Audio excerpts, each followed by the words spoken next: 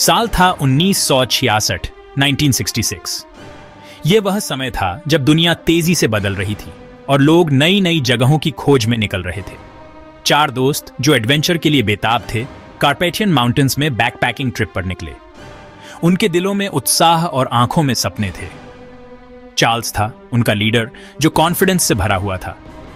उसकी नेतृत्व क्षमता ने सभी को प्रेरित किया। उसकी बहन मार्गरेट में एक अजीब सी ताकत थी। उसकी आंखों में एक रहस्यमयी चमक थी जो उसे और भी आकर्षक बनाती थी। पॉल, जो हमेशा मजाक करता रहता था, सबका मनोबल बढ़ाता रहता था। उसकी हंसी और चुटकुले यात्रा को और भी मजेदार बना देते थे। और फिर थी एमिली, जिसकी आंखों में क्यूरियोसिटी की चमक थी। वह हर चीज को ध्यान से देखती और समझने की कोशिश करती। वो अननोन को ढूंढ रहे थे। उनको अंदाजा भी नहीं था कि उन ऊंची चोटियों पर कैसी खतरनाक परछाइयां उनका इंतजार कर रही हैं। उनकी यात्रा में रोमांच और खतरे दोनों ही थे। जैसे जैसे वो ऊपर चढ़ते गए, हवा ठंडी होती गई। ठंड ने उनकी यात्रा को और भी चुनौतीपूर्ण बना दिया। सूरज ऊंचे ऊंचे देवदार के पेड़ों के पीछे एक फीके भूत की तरह था, जो मुश्किल से ही रास्ते पर अपनी रोशनी डाल पा रहा था। यह दृश्य एक अद्भुत और डरावना माहौल बना रहा था। उनकी हंसी शांत वातावरण में गूंज रही थी, जो पहाड़ों की खामोशी के बिल्कुल उलट थी। उनकी हंसी ने उस ठंडे और शांत माहौल में गर्मी और जीवन भर दिया। शाम होने को आई तो उन्हें एक ऐसी जगह मिली जो डरावनी होने के साथ साथ शानदार भी थी। एक मेडिवल कास्टल के रूइंस, जो एक चट्टान पर खतरनाक तरीके से बना हुआ था। यह जगह उनकी यात्रा का एक महत्वपूर्ण मोड़ साबित होने वाली थी। परछाइयों में डूबा हुआ कासल, जो अपने अतीत की कहानियों को छुपाए हुए था, ऐसा लग रहा था जैसे उनके पास आने पर नजर रख रहा हो। उसकी खिड़कियों से झांकती परछाइयां जैसे किसी रहस्य को उजागर करने की कोशिश कर रही हों। ग्रुप पर एक बेचैनी छा गई, जैसे किसी अनजानी शक्ति ने उन्हें घेर लिया हो। एक सिहरन जो पहाड़ों की ठंड से भी ज्यादा गहरी थी। ठंडी हवा उनके रोंगटे खड़े कर रही थी। फिर भी अननोन का आकर्षण बहुत ज्यादा था। वो जानते थे कि इस जगह में कुछ खास है। अपने दिलों में बढ़ती बेचैनी को नजरअंदाज करते हुए उन्होंने अपने कदम आगे बढ़ाए। वो टूटे हुए पुल को पार करते हुए अंदर दाखिल हुए। पुल की हर चरमराहट उनके दिल की धड़कन को तेज कर रही थी। उसकी जंजीरें आवाज कर रही थीं, जैसे किसी अदृश्य शक्ति ने उन्हें हिला दिया हो, जैसे मर चुके लोग फुसफुसा रहे हों। हर फुसफुसाहट में एक कहानी छुपी थी। अंदर कोर्टयार्ड खंडहर में तब्दील हो चुका था, जो कभी भव्यता का प्रतीक था, जो जंगली पौधों से भरा हुआ था और सदियों पुराने मलबे से अटा पड़ा था। हर कोने में इतिहास की परतें बिखरी हुई थीं। पत्थर ठंडे और नम एक अजीब सी उदासी फैला रहे थे, जो उनकी रूह में उतर रही थी। हर कदम के साथ वो और गहरे अंधेरे में डूबते जा रहे थे। जैसे जैसे वो आगे बढ़ते गए, उनकी धड़कनें तेज होती गईं। चार्ल्स को एक आधा दबा हुआ पत्थर का स्लैब दिखाई दिया, जो किसी रहस्य को छुपाए हुए था, जिसकी सतह पर अजीब सिंबल्स और एक डरावना शब्द लिखा हुआ था, ड्रैक्युला। यह शब्द उनके दिलों में डर और जिज्ञासा दोनों को जगा रहा था। पॉल ने उसका मजाक उड़ाया, उसे एक लोकल कहानी, टूरिस्ट को डराने वाली कहानी बताया। लेकिन मार्गरेट कांप उठी। उसके दिल को मानो किसी ने जकड़ लिया हो।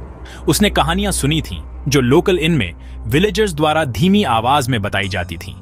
एक वैम्पायर की कहानियां, रात का एक खतरनाक क्रीचर जिसने कभी इस पूरे इलाके को आतंकित कर रखा था। एमिली, जिसकी क्यूरियोसिटी और भी बढ़ गई थी, ने उनसे आगे बढ़ने का आग्रह किया। वे एक टूटी हुई सीढ़ी से नीचे उतरे। हवा और भी भारी और घुटन भरी होती जा रही थी। मशालों की रोशनी में कैसल के नीचे एक बहुत बड़ा चेंबर दिखाई दिया। बीच में एक पत्थर के प्लेटफॉर्म पर एक कॉफिन रखा हुआ था, जो एक भारी वेलवेट के कपड़े से ढका हुआ था। एक अजीब से आकर्षण से प्रेरित होकर वे कॉफिन के पास पहुंचे। चेंबर में सन्नाटा छाया हुआ था। सिर्फ उनकी अपनी सांसों की आवाज सुनाई दे रही थी। चार्ल्स, जो अननोन के आकर्षण का विरोध नहीं कर सका, ने हाथ बढ़ाया और वेलवेट का कपड़ा हटा दिया। अंदर एक आदमी लेटा हुआ था, जो बिल्कुल मरा हुआ लग रहा था। उसने काले रंग का वेलवेट का सूट पहना हुआ था। उसके चेहरे पर एक अजीब सी सुंदरता थी, लेकिन वो अजीब तरीके से दुबला पतला था, हमेशा के लिए सोया हुआ लग रहा था। और उसके होंठों पर खून की एक पतली सी लकीर उसके बेरियल श्राउड के सफेद कपड़े पर लगी हुई थी। पांचवां भाग, ड्रैकुला का जागना। मानो किसी अनदेखी शक्ति ने उसे अपनी ओर खींच लिया हो, पॉल आगे की ओर लड़खड़ा गया। उसने कांपते हुए हाथ से खून से सने कपड़े को छू लिया। एक धीमी कराह चेंबर में गूंज उठी। वो आवाज बहुत पुरानी और भयानक शक्ति से भरी हुई थी। कॉफिन में लेटा हुआ आदमी हिल गया। उसकी आंखें खुल गईं, जो एक अजीब सी रोशनी से जल रही थी। एक पल के लिए वो भटका हुआ सा लगा, जैसे इस दखल से कंफ्यूज्ड हो। फिर उसकी आंखों में पहचान की एक चमक दिखाई दी, क्रूरता की एक चिंगारी जिसने उनकी रूह तक को हिला दिया। वो जाग गया था और उसे प्यास लगी थी। वे घबरा गए, वे पीछे हट गए। उनका खून बर्फ की तरह ठंडा हो गया। ड्रैकुला अपने कॉफिन से उठ गया।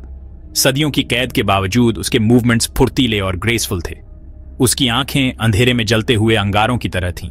उन पर एक ऐसी भूख के साथ टिकी हुई थीं जिससे उनकी रूह कांप उठी। वो अजीब तेजी से आगे बढ़ा। उसके नुकीले दांत बाहर निकल आए थे, जैसे वो कोई खतरनाक जानवर हो। चार्ल्स ने अपने दोस्तों की रक्षा करने के लिए वैम्पायर पर झपटने की कोशिश की, लेकिन उसे एक राग गुड़िया की तरह एक तरफ फेंक दिया गया। मार्गरेट चिल्लाई। उसकी चीख चेंबर में गूंज उठी क्योंकि ड्रैकुला ने अपना ध्यान अपने अगले शिकार पर लगाया। पॉल, जिसका साहस अब गायब हो चुका था, अपने चारों ओर के अंधेरे से घिरा हुआ था। सिर्फ डर के मारे देख ही सकता था। उसकी आंखों में भय की चमक थी। ड्रैकुला ने मार्गरेट की गर्दन में अपने नुकीले दांत गड़ा दिए और उसकी आंखों में एक क्रूर चमक थी। उसकी चीख एक दबी हुई सिसकी में बदल गई क्योंकि वैम्पायर ने उसकी लाइफ फोर्स को चूस लिया। मार्गरेट की आंखें धीरे धीरे बंद हो रही थीं। यह नजारा आखिरकार डर के जाल को तोड़ने के लिए काफी था। पॉल ने अपने भीतर की हिम्मत को इकट्ठा किया। उसने एमिली का हाथ पकड़ा और उसे बाहर निकलने की तरफ खींच लिया। उसकी पकड़ मजबूत और दृढ़ थी। उनके मन में सिर्फ एक ही थॉट था, एस्केप। वे किसी भी कीमत पर बचना चाहते थे। वे कासल के अंदर भागे। उनके कदम तेज और अनिश्चित थे। उनकी अपनी घबराहट भरी सांसों की आवाज ड्रैकुला के पीछा करने की गूंज के साथ मिल रही थी। हर कदम पर उनकी धड़कनें तेज हो रही थीं। पत्थर के रास्ते घुमावदार और टेढ़े मेढ़े थे, जैसे किसी लैबिरिंथ को कंफ्यूज करने के लिए बनाया गया हो। जैसे किसी लैबिरिंथ को कंफ्यूज करने के लिए बनाया गया हो। हर मोड़ पर एक नई चुनौती थी, लेकिन उस क्रीचर से बचना नामुमकिन था जो उनका शिकार कर रहा था। उसकी गति और ताकत अकल्पनीय थी। उसकी मौजूदगी एक बोझ की तरह थी जो उनकी आत्माओं पर हावी हो रही थी। हर पल उनके लिए एक नई परीक्षा थी। वे कैसल से बाहर निकलकर रात में आ गए। पहाड़ की ठंडी हवा उनके फेफड़ों को चुभ रही थी, लेकिन ताजी हवा से कोई खास राहत नहीं मिली। ड्रैकुला उनके पीछे ही था। उसकी हंसी उनके पीछे गूंज रही थी, एक भयानक याद दिलाती थी कि उस अंधेरे से कोई बच नहीं सकता। जिस पर उसका राज था, पॉल लड़खड़ा गया। उसका टखना मुड़ गया। वो दर्द से चिल्लाया। उसकी आवाज पहाड़ों की विशालता में समा गई। उसने एमिली की आंसुओं से भरी आंखों में देखा। उसकी अपनी आंखें एक ऐसी निराशा से भरी हुई थीं जिसे वो बयां नहीं कर सकता था। वो जानता था, एक ऐसे यकीन के साथ जिससे उसकी रूह कांप उठी, कि यही अंत था। एमिली डर के मारे देखती रही। ड्रैकुला पॉल के पास पहुंच गया। उसकी आंखें एक अजीब सी रोशनी से जल रही थीं। उनमें जीत और भूख का मिश्रण था। वो चिल्लाई, दुख और डर की एक भयानक चीख, क्योंकि वैम्पायर ने पॉल के गले में अपने नुकीले दांत गड़ा दिए। उसकी आखिरी उम्मीद, उसकी दुनिया में रोशनी की आखिरी किरण टिमटिमा गई और बुझ गई। वो अकेली थी, कार्पेथियन माउंटेन्स की ठंडी निर्दयी चोटियों से घिरी हुई, सिर्फ परछाइयों और अपने दोस्तों की चीखों की गूंज के साथ। और वो जानती थी, एक ऐसे यकीन के साथ जिससे उसकी रूह कांप उठी, कि उसका भाग्य तय हो चुका था।